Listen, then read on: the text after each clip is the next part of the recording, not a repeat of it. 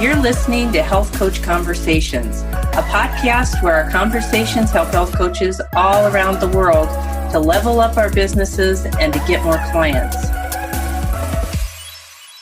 Hello and welcome. Today I am with Nan Saysana with Nan Saysana Coaching. She used to be an English teacher in Paris, and when she got stressed, she ate a lot. I'm going to let her tell you about herself as we talk about eating. Thank you very much for having me today. And my name is Nan Saysana, but everybody calls me Nan, which is so much easier. And I used to be an English teacher here where I live in Paris. And for 30 years, I had the same pattern, which was whenever I was feeling stressed, especially in the evening, I would eat a lot. And that led me to find a solution for myself, which led me to coaching. And in 2019, I became a certified life and weight loss coach through the Life Coach School. And in 2021, was certified through Corinne Crabtree's No BS Weight Loss University. And it means that today I no longer binge and I easily stick to my diet, which is full of healthy protein, fibers, and also chocolate, my favorite chocolate, because I think it's important. And now I've just turned 50 years old, and I've always dreamt of being a bodybuilder, like the bikini fitness model. Now my dream is turning into reality. I'm building more muscle. I feel amazing. I wanted to do that because, I've just turned 50 and my grandmother is 105. So I know that I could live a very long life, just as she does. And I wanted to gift my body the best conditions available, the best health possible. That's my main motivation. And since I became a life coach for the last 5 years, I've been coaching about 50 people every week online through the Life Coach School membership. And my own specialty is really helping clients go through the same journey as I have, which means overcoming cravings, sticking to their diets effortlessly so that they can achieve their health goals, whatever they are, because most people want to lose weight, but that's not the case for everyone. Some want to reduce inflammation, some are allergic or have intolerance, some have diabetes, hypertension, lots of different reasons to stick to a diet. That's what I love helping people do, because I was so miserable before and I'm so happy now that I want everyone to experience the same journey from miserable to happiness. How many years have you been doing this? I've been doing this since 2019, so it's been 5 years. And are you working with people one-on-one or in groups, or how do you work? I only work with people one-on-one so far, and I love that because it builds intimacy. We can share whatever they want without thinking about what others could be thinking about them. So it's just this little bubble that we are, just them and me, and they feel safe. They tell me they feel safe, which I think is huge. It's very important. So as I ask you these questions, the people who are listening to this are doctors and nurses and health coaches and life coaches and mental health specialists. And I know I leave somebody out when I say this, but it's people who are working in the wellness and lifestyle industry or profession or practice. So what is a food plan? Basically, I could use the term diet because basically the same thing, but I find that the term diet has become quite negative. There are tones of restriction, deprivation, hardship for people. So that's why I think the term food plan is more neutral. But basically, it's the same idea. It's that you eat some food in a certain amount. So it's a question of quality, what you eat, and a question of quantity, how much, how often. That's it, basically. So it can be very specific. Well, you're going to have 100 grams of chicken breast for lunch, 5 meals a day with 30 grams of protein each, or it can be very vague, like focus on protein and fiber, eat until you're satisfied. But that's basically your rule with yourself, what you decide you're going to eat. And it all depends on the goal you have. As I said, some people want to lose weight, other people want to build muscle, some want to reduce medication, some people want to look good in a bikini, whatever that means for them. Some people want to have more energy, some people want to be able to zip up their favorite jeans, or to smile to their reflection in the mirror. It all depends on that. But the method to stick to their food plan or the diet is always the same. And I like to say that it's as easy as 1, 2, 3. 1, you plan the food realistically and lovingly ahead of time. which means 24 hours ahead of time, so the morning before. And then you eat. You eat all the foods that are planned and the food that are not planned. And the third step is to check. Check if you stick to your plan or not. And so you investigate. If you ate differently, you investigate with curiosity to learn and to change. And you celebrate. You celebrate what worked so that you make success sticks, so that you can do it again and again. What kind of external problems come up that keep people from following their food plans? Yes. External problems are really things that happen that you can't control. It's completely outside of your power. For instance, some things that I've experienced myself, my clients too, is just like you had planned to have an apple for lunch, but it went bad. It's gone bad. Or you had planned to have this breakfast and everything's ready, but you wake up late. Something that happened to me recently is that I wanted to have tuna, but the tuna fish can couldn't open. I couldn't have it. That's definitely an external problem. Exactly. So things don't work out exactly the way you want them to. You need a plan B. And you're going to come up with plan Bs as you go. And it could be if your partner brings home pizza that you didn't have on plan, then you will. And you decide ahead of time what you're going to do. Is it going to have one slice of pizza, the whole pizza? Not at all. You decide. But what's important is that you're learning not only to stick to your food plan or your diet, but you learn to trust yourself. That's huge. And my clients tell me that it feels even better than fitting into smaller jeans, knowing that you're going to do what you said you would do. Right. So what are some internal challenges? So internal challenges are the things that you can control, but sometimes you choose not to. And if we take the example of the apple gone bad, for instance, you have different ways you can react to this situation. And sometimes people say, oh, it's all over. I can't follow my plan. So the day is ruined. And then they eat cookies, telling themselves, I'll start over next Monday. That's very common. But that's an option. We can choose to give up entirely and start over on Monday or next month or next year. Or we can tell ourselves that, no, this little setback doesn't matter. I'll find a way. I'll figure it out. I'm relentless. I know exactly what I want. I want to take care of my body. I want to take care of myself. So no matter what happens today with this apple or other things, like the tuna fish can, I'm going to make it work. These are the internal obstacles. And sometimes people get bored with their food plan, or they're confused. I don't know what to do with this diet, or they get overwhelmed. There's so much to do.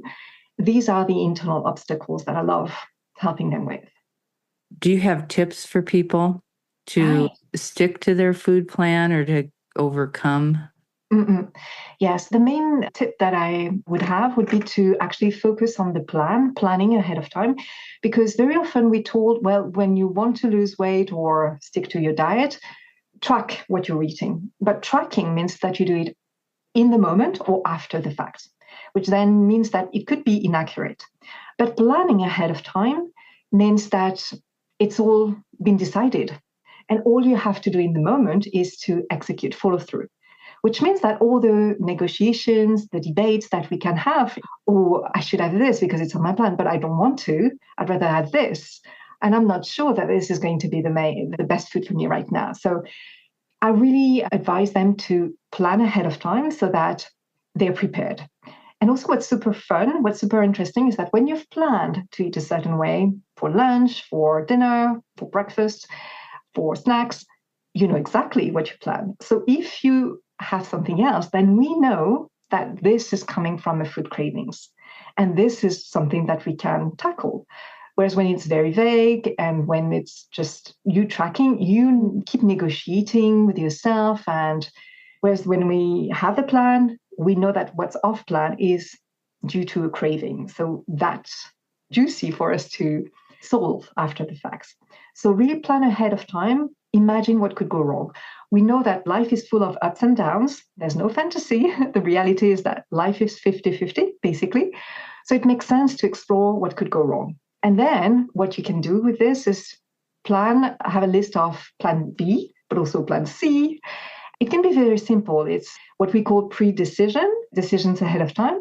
It's just, if this happens, then I will do this. And it's just having those rules for yourself that's going to help this. That's the first main tip that I give people. And the second one could be that they need to remember their goal and the reasons why they want to achieve their goals so that they keep their motivation top of mind. So the questions that they can keep asking themselves is, why do I want to stick to my diet? Why is it so worth it to me?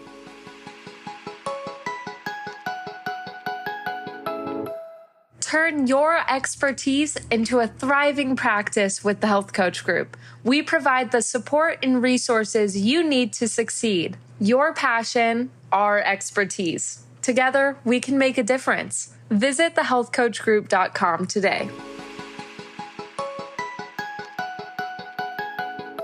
And I like also to have different angles to that question, like they can want to avoid something that has already happened or something that could happen in the future.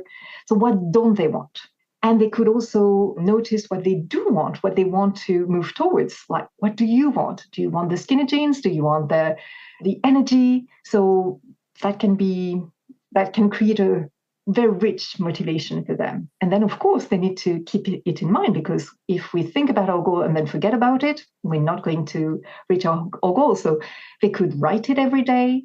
They could picture themselves having reached the goal, going to the next trip in a bikini, or they can create songs about it, or they can, each time they wash their hands, they can remember consciously, mindfully what they want and why they want it. You call yourself a life coach who specializes in cravings. Mm-hmm. How is that different from a weight loss practitioner? There's a difference because I don't just focus on losing weight, as I said. It's just some people need to lose weight, but some people need to eliminate some foods. So some foods that have a negative impact on their bodies, they need to eliminate some foods that for some reason they find them irresistible. And by the way, this is the best formula to have a craving for food. It's to think about the food. Like for me, it's very often chocolate. It's so good. And at the same time to think, but I can't have it. It's typically this formula for the forbidden fruit.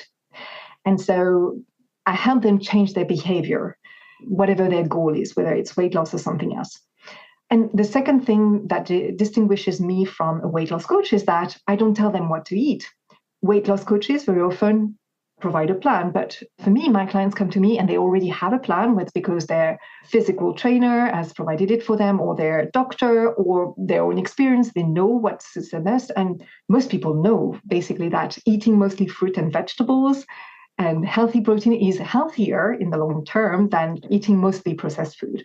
So people know when they come to me what they need to eat, but they just can't seem to stay on track for more than a few days and a few weeks if they're lucky. So that's why they come to me. And so basically they've been given the plan. They know what they want. So maybe it could be Weight Watcher points or macros. So they have this like a prescription from a doctor or a physician. And I'm just like the cardiologist, highly specialized in one area of this weight loss thing, which is cravings, managing your cravings so that you stick to your diet effortlessly and reach your goal. The prescription is just words on a piece of paper. It doesn't do anything. It's just like the many books that I've bought without reading them. It doesn't change my life. So I help them apply, really implement, adapt the prescription, the diet, the food plan into their life so that it creates what they do want to create. So inevitably, they get the results that they want because we take action together.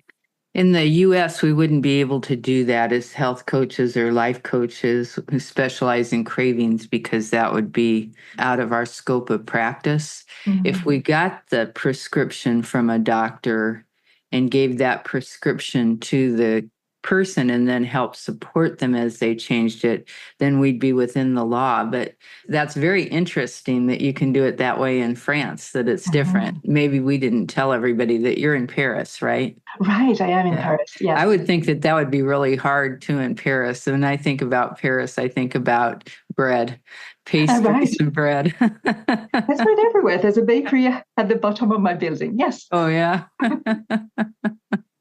That's cool. How did you get your customers? Do you get them referred to you from doctors, or how do you find your customers? There are referrals, not just from doctors, but also from coaches who know me and who know what I specialize in.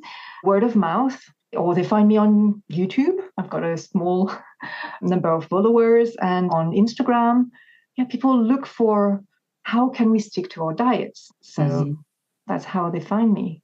Very good. Tell me your best success story. I have this client right now who's been struggling with losing weight, but also diabetes and hypertension. And she had all sorts of dizziness fits, and that she had to go to hospital, and she was really, really at a terrible place back in January. And she's managed to, so I wouldn't be able to tell you the exact numbers, but she's improved the numbers tremendously. And she's now, well, she still needs to take care of her health, but it's improved drastically. And I'm so proud of herself, because when we first started coaching together, she was in a very dark place, not only physically, but also mentally. She was very much focused on the past and what hadn't worked for her so far, and how terrible her life had been so far. And now she's more focused on the future and how everything's falling into place. And she's now so much more sure of what she wants out of life. It's beautiful to watch her change week after week. That's a great story. Yeah, when you can affect their health when you're working with them on their food plan. Do you work with people face to face or in person, online, or how do you work with people? Right. I work online on Zoom, just like this conversation. Like what we're doing right now. Yeah. Exactly. And I love that because I love speaking English. So I can speak English with people all over the world. And that's really a gift for me. I love that. I love doing that. That's wonderful. Well, thank you so much for being here with me today. I have a freebie from your website, 3 Easy Steps to Stick to Your Chocolate Plan today. And if people want to check you out, we'll have your website down there too, so that they can access you or get in touch with you. Thank you so much for being here. It's been fun. It's been very fun. Thank you so much. Bye-bye. Bye. Thanks for listening to the show. If you liked what you heard, please give us a 5-star rating or review on iTunes.